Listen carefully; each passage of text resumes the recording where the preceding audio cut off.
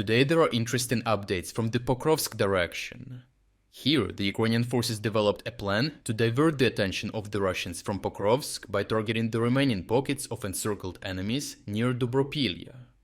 With hundreds of drones in the air, the Ukrainians slowly tightened the noose and forced the remaining Russian troops on the ground into mass surrendering.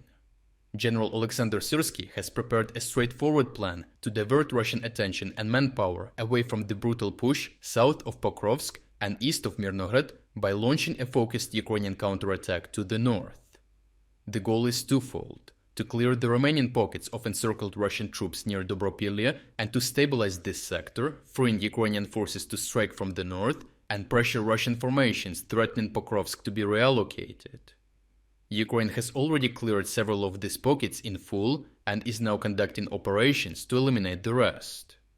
According to Syrskyi, the renewed offensive in the Dobropillia direction is designed to stretch Russian reserves thin and force them to defend multiple axes at once, thereby preventing the enemy from concentrating its main forces against Pokrovsk.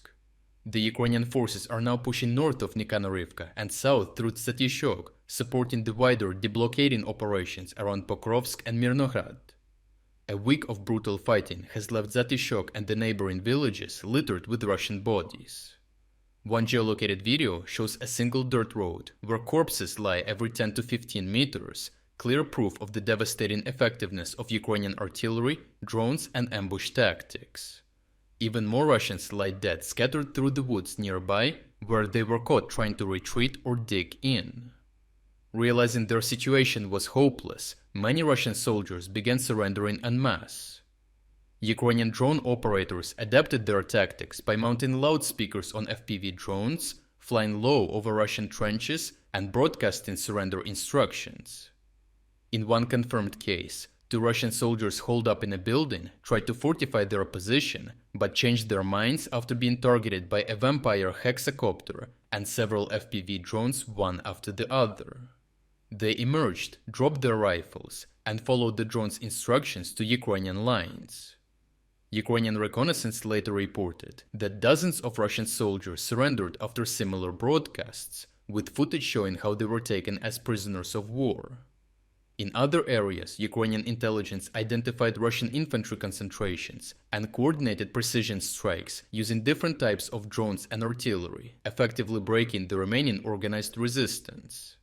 Freed from holding encircled sectors, Ukrainian assault and air assault brigades can use the momentum to strike the Russian northern flank near Rodinsky. With many Russian soldiers choosing to surrender, the Russian command was afraid of a domino effect and a full Ukrainian breakthrough that could cause the entire northern flank to be exposed. To prevent the risk of the main encircling effort being destroyed, the Russian officers hastily diverted reserves from Pokrovsk and Myrnohrad to try to plug the gap. However, their timing could not have been worse, as the autumn mud season has arrived. Several Russian columns, including armored vehicles and supply trucks, became bogged down in the soaked terrain while attempting to maneuver toward Dobropillia. In one incident, 5 armored vehicles advanced into the area to reinforce the collapse in front, but 3 of them got stuck in the mud, forcing their crews to abandon the vehicles and wade through flooded ditches. Precision strikes with HIMARS rockets obliterated the convoy, while Ukrainian FPV drones and hexacopters finished off the remaining vehicles by dropping high explosive charges directly onto their hulls. Russian military bloggers tried to downplay the disaster, claiming that the infantry had managed to dismount and fortify their positions, but geolocated evidence tells a different story of burned-out armored columns and hundreds of Russian bodies scattered across open fields and trenches.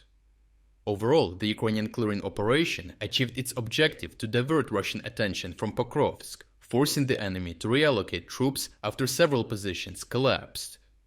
Syrskyi's plan of targeting the northern flank aims to restore much-needed breathing room to Ukrainian defenders in Pokrovsk and Myrnohrad.